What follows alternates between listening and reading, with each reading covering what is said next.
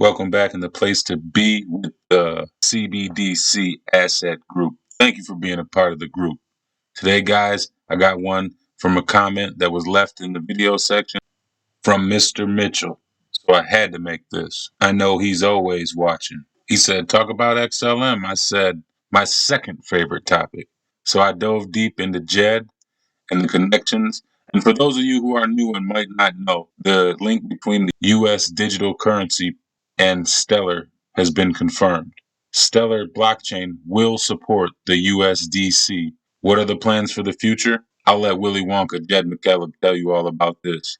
This is a good one. Sit down, hold on, buckle up, and we'll see you on the next one. Don't forget to like and subscribe, share, and definitely hit that notification bell.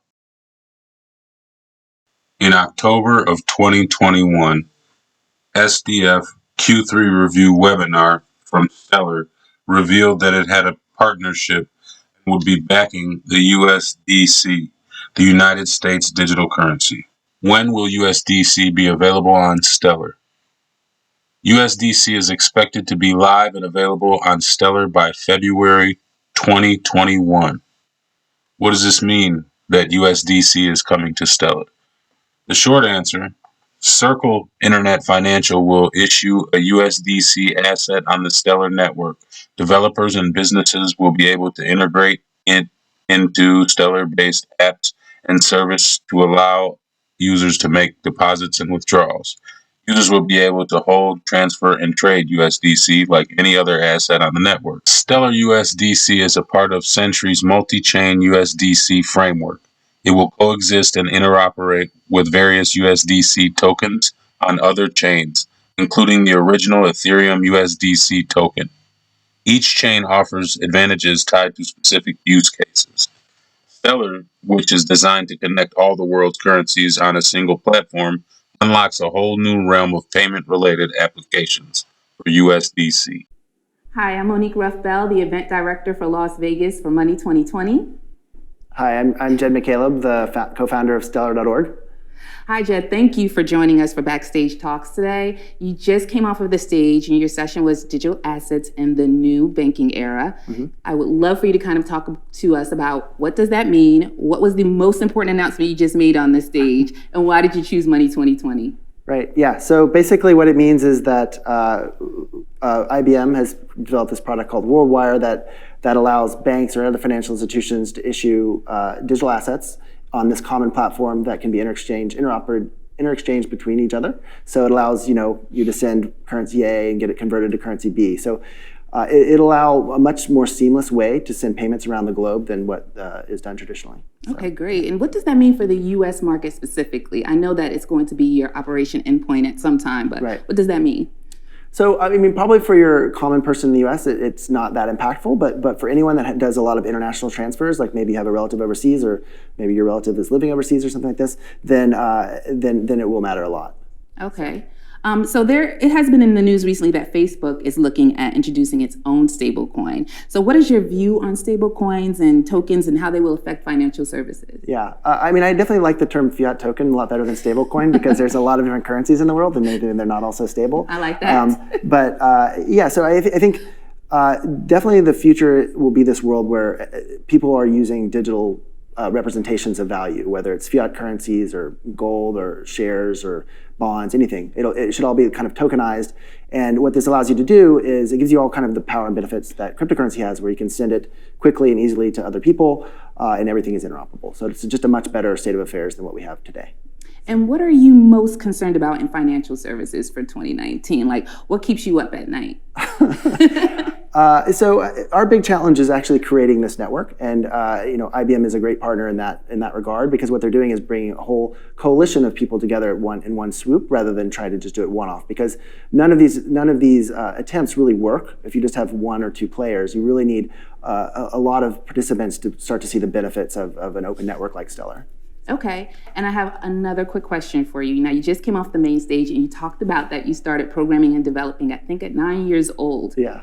What would make a 9-year-old start doing that? Well, one time my mom took me over to her friend's house, and the friend just asked me to describe a video game And this is back in the days when video games were very simple. So I described one, and then I came back a few weeks later, and then he showed it to me that he had made, and that just blew my mind. And after I realized that it was possible for people to make these, like real people to actually make these things, I just had to do it.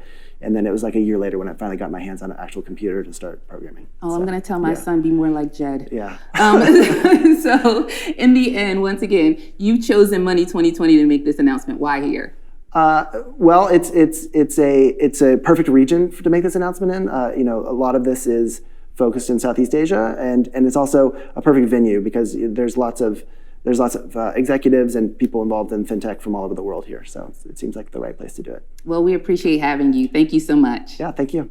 We're building it in partnership with our clients. In some cases, we're partnering with banks and building solutions together.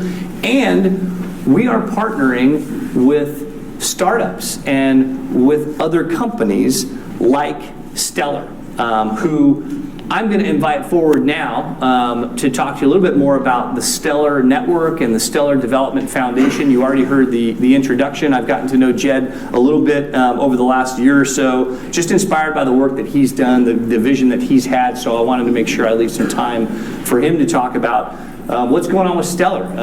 The founder of Stellar, the co-founder, former founder of Ripple, you heard, wrote the original Mt.Gox software. I told my wife, the guys that I'm hanging out these days with, I'm used to being the dumbest guy in the room, so I'm definitely the dumbest guy in the room when it comes to hanging out with Jed. So Jed, why don't you come up? I'll give the control over to you, and you can go from here. All right. Thank you. This is it. Okay, cool. Hi, everyone.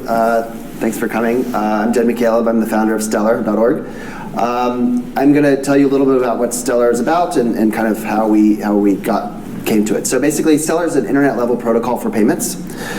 And payments today are pretty broken, and I'm just going to explain how they work, right? So if we're in the same room, and I want to give you money, I simply hand you, $10. It's instant, it's free, it's no problem. Even if we're at the same financial institution, it's still pretty trivial. My account gets debited, your account gets credited, pretty straightforward. Things start to get a little more complicated if we're at different financial institutions. Maybe they don't have a direct relationship with each other, then the money has to flow through some corresponding bank. And maybe they're not on the same payment network. Maybe I'm in the US and you're in Europe. So like if we're trying to send different currencies, then it's further complicated. Sometimes the money has to go through some intermediary currency that neither one of us wants to hold, subject to currency volatility, all these kinds of things. If there's some problem, the money has to be returned. Sometimes your money gets stuck in limbo somewhere, you're not sure where it is, right? So it's kind of a big mess. So the issue today is there's all these different payment networks, ACH here, SEPA in Europe, mobile money things in Africa, and they don't interoperate, right? So this leads to all kinds of friction and delays. So is there a way to fix this? Maybe payments is just inherently complicated. There's lots of different currencies in the world. Maybe it's just always going to be complex and slow. But before we give up, let's look at some analogy. And so if you look at the history of how email developed, in the early days of computing, if we were on the same mainframe, I could just leave you a message, and when you logged on, you would get the message. It was pretty straightforward. If we were the same local area network, it was still pretty easy. I would just send it over some simple protocol, and you would get it on your machine. Things started to get more complicated when you wanted to connect different local area networks. In the early days of computing, you would actually have to specify the route that the message would travel. You weren't really sure if it got received. If one of these machines dropped, your message could just be lost in limbo somewhere. It was just a giant mess. It was very hard to use and send messages to anyone, right? And this was all changed in 1982 when someone came up with the Simple Mail Transfer Protocol, or SMTP. And this is an open protocol. Anybody could use it. What it provided was interoperability, where it didn't matter if you were a university or a business or someone at home. Anyone could run a mail server, and if you followed the SMTP protocol, you could send to anybody else. And email has obviously had huge implications for society and economy. It's grown super rapidly since it was introduced. And this is all because email, or SMTP, has provided this open, interoperable protocol for communications. Okay. So why can't we use the same model for payments, right? This happened in 1982. This is a long time from now, but payments hasn't adopted the same kind of technology. Well, it turns out sending a payment or sending an email is much simpler than sending a payment. If I send you an email, I can send somebody else the exact same email and it's not a big deal. Whereas if I send you $10, I better not be able to send somebody else the exact same $10, otherwise there's a problem. And this is what's known as the double spend problem. And it's sort of a subset of this first point here: how do you store, proof possession, and transmit value in this digital way, right? And then there's kind of three remaining issues as well. You want to represent any kind of currency and asset, because like I said, there's people all over the world, they all use different currencies. All of these need to be represented in a digital form. And then once you have all these currencies, they need to be interoperable. Just because I'm here and I want to transact with somebody in Mexico, it should be equally seamless, right? And then of course, everybody uses payments. So literally, it needs to scale to billions of people, and people all over the world need to be able to use it, right? So is it even possible to solve these problems? And in fact, until recently, we didn't even know how to solve the first one, right? We did not know how to solve the double spend problem. And that all changed when one of these visionary Satoshis gave us Bitcoin, right? So Bitcoin is this awesome innovation. It converts a real-world resource, i.e. electricity, into a digital asset. It basically provides this immutable public record. So you can think of it as there's this giant rock out there on the internet. You can chisel things in it, and then everyone else can see what you've written there, right? And then you can't later change it. So now if I want to send you $10, I just chisel that fact in the rock that I've sent it to you, and then if I try to send it to somebody else, they can see that it's at the rock and they won't accept it, right? So this is great. Bitcoin solves the first issue here, the double spend problem. But it still leaves these three remaining issues, okay? And you might first think, well, why don't we just kind of tack onto Bitcoin until we get there? But this isn't really the way software works. Software is pretty iterative, and you kind of want to design a system to solve one thing correctly, right, from the very beginning. So Stellar was designed to solve these three remaining challenges. And I'll kind of walk you through how we do that. So the second issue here is how you digitally represent existing currencies and assets. And what that means is you want a digital dollar in the network or a digital euro in the network. And so you not only need the digital dollar, but it needs to convert back into a real dollar, right? So that implies that there has to be some pile of dollars somewhere in some vault that underlie these tokens that are floating around in the network, right? And so luckily we have institutions that have big vaults of money, and they're called banks, right? So we kind of leverage this fact. So Stellar has this concept called anchors, and an anchor is just a financial institution. You can give it $1 or a yuan or a euro or a Bitcoin, anything, and then it can put a tokenized version of that onto the Stellar network, right? So you give a bank $100, it puts a $100 token into the network. People can pass it around just like a digital currency, and then they bring it back to the anchor, and the anchor will give the real dollar to whoever brought it back to them. Great. So you still have this other issue is how do you make these things interoperable? And so Stellar has this concept of distributed exchange. So not only can you send a payment from A to B, you can also put up an order saying, like, I have these digital dollars, I want to sell them for digital euros. And you can chisel this on the big rock that I spoke of earlier, and then other people can take these orders. So it's essentially a distributed forex system, right? And so what this allows you to do is now, if somebody is here, like for instance in Nigeria, wants to send money to China, they can go through the distributed order book that's built into the Stellar network. They sell their yuan, their naira for, say, lumens or some other currency, say dollars, and then those dollars get converted into yuan, and then the person at the end gets the actual digital yuan, right? And so this can all happen, because it's all on the same network, it can happen in a matter of 3 to 5 seconds, and there's no currency volatility or risk, because this transaction is either going to succeed or fail. And so lastly, it's great we've solved these problems, but we need to make sure the system still scales. And one of the ways we do this is with what we call the Stellar Consensus Protocol.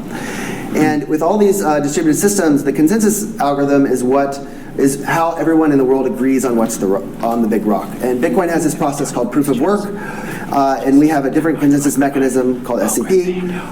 And SCP was created by Professor David Mazeris of Stanford. He took some time off to build the system for us, the details of which are a little beyond this, but it has a few kind of properties. It's extremely quick because it doesn't have mining, so it only takes 3 to 5 seconds for a transaction to go through the network.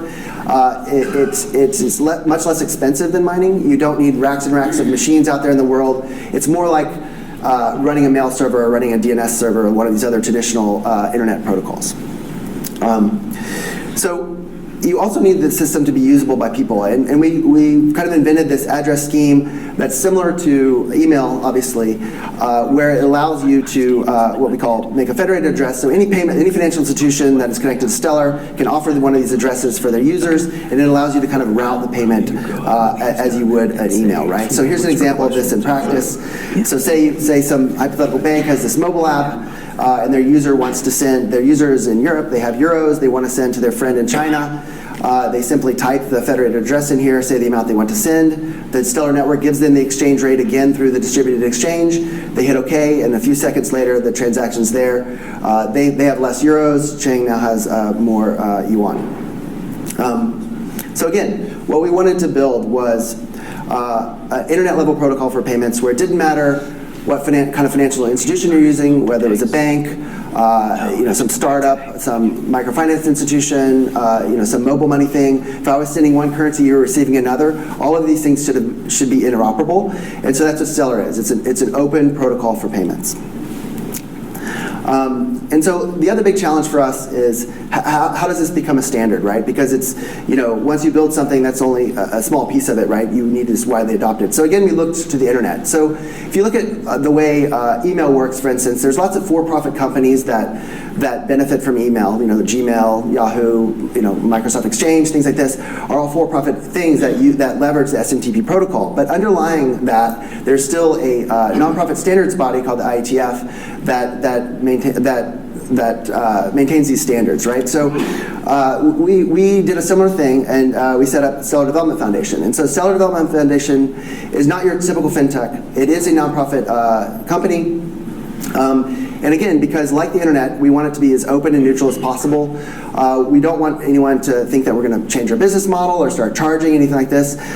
It's important that, if you imagine the internet created by a for-profit company, we would just be in a very different world, right? So, and SDF has two main purposes. One is to maintain the code, make sure that that the Stellar protocol just keeps being developed and move forward. And the other is to grow the network. And we do this through lots of different ways, one of which is like partnering with the likes of IBM and other companies such as those. One is distributing the lumens, the kind of the native currency, to the network in lots of different ways. So we're distributing the bulk of the lumens through like partnership programs and grants to individuals, all with the aim of growing the ecosystem and the network. So what are the implications of a Stellar-enabled world?